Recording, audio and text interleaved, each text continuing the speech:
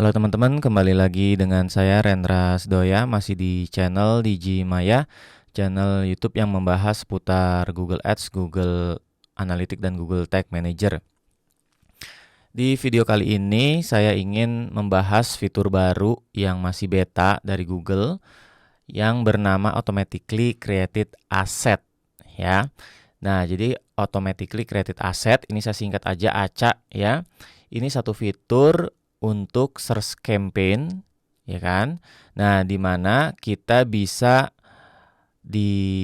mengizinkan Google untuk mengenerate headline ataupun description ya untuk responsive search ads kita gitu. Sehingga responsive search ads-nya ini bisa lebih menyesuaikan dengan query yang diketikkan oleh pengguna Google ya dalam mencari informasi di Google gitu.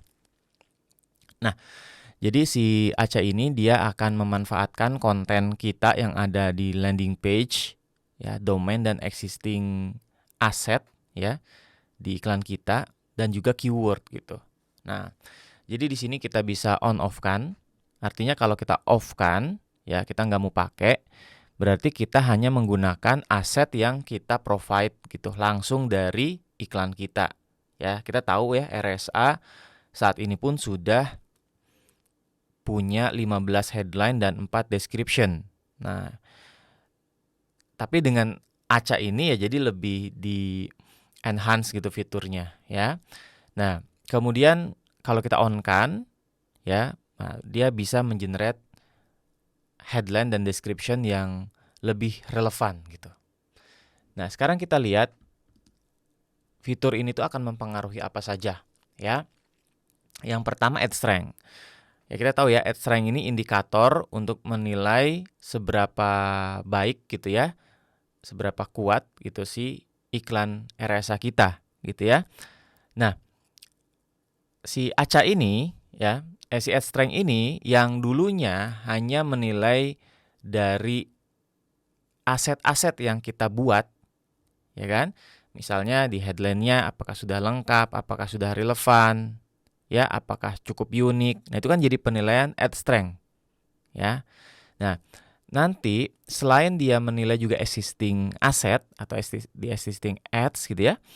Nah, si ad strength ini akan menilai juga prediksinya ACA gitu. Jadi dia akan melihat juga keyword-keyword yang kemungkinan akan di-generate oleh fitur ACA itu gitu. Ini akan mempengaruhi penilaian dari ad strength.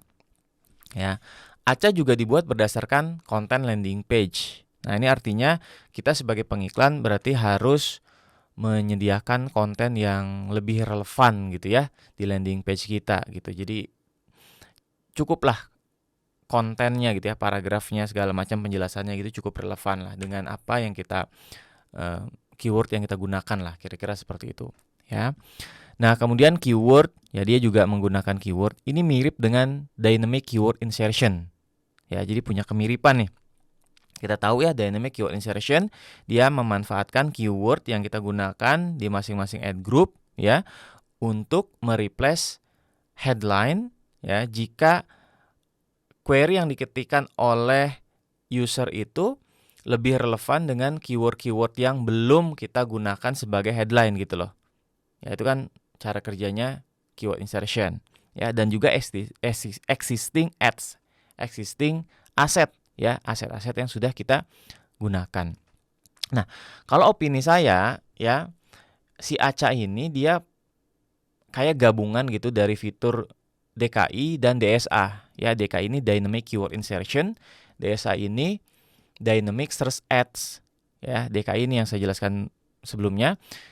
DSA ini ya satu fitur di mana kita bisa mengizinkan Google untuk mengenerate keyword ya kan dari existing landing page, dari landing page kita atau dari website kita, dan dia juga akan mengenerate headline ya kan dan URL dari si website ya kalau si DSA itu gitu. Nah, jadi si ACA itu punya kemiripan gitu ya. Entah ke depannya apakah akan menggantikan dua fitur ini kita belum tahu juga ya. Seperti halnya kayak SimilarWeb ya kan yang tergantikan dengan optimize targeting, ya kan? Nah, si Aca juga bisa jadi gitu ya, dia akan menggantikan. Tapi nggak tahu lah gitu kalau untuk kedepannya seperti apa. Yang pasti sekarang masih ada gitu ya, DKI dan DSA ini. Nah, kemudian yang namanya otomatis di generate ya mungkin akan ada gitu headline dan description yang kita tidak suka juga ya. Nanti kita bisa lihat di laporannya gitu di bagian aset ya, di aset report. Nah, pengiklan dapat menghapus acak yang tidak diinginkan ya, yang tidak mau kita terapkan gitu di iklan. Jadi dia mengenerate bukan cuman headline ya. Kalau si DSA kan dia mengenerate headline saja, ya description-nya masih kita input ya kan. Nah, ini benar-benar bisa juga mengenerate headline gitu. Description ya. Ya. Nah, sehingga nih si RSA ini semakin relevan dan semakin powerful ya tentunya gitu terhadap keyword dan landing page. Jadi memang relevansi itu sangat penting.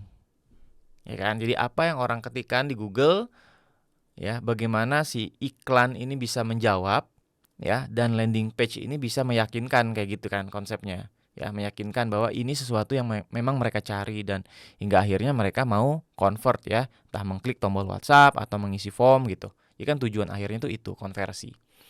Oke, sekian saja ya penjelasan terkait dengan automatically created asset ini. Mudah-mudahan bermanfaat. Sampai jumpa di video-video lainnya. Thank you. Gak punya banyak waktu buat ngurusin iklan Google Ads? Atau mau hire Google Ads spesialis tapi fee-nya kemahalan? Digimaya solusinya. Kamu gak perlu pusing lagi promosi di Google Ads. Semuanya akan dihandle oleh tim ahli yang dedicated optimasiin semua iklanmu. Jadi kamu bisa fokus ke hal lainnya aja ya. Yuk cari tahu lebih lanjut di website kami.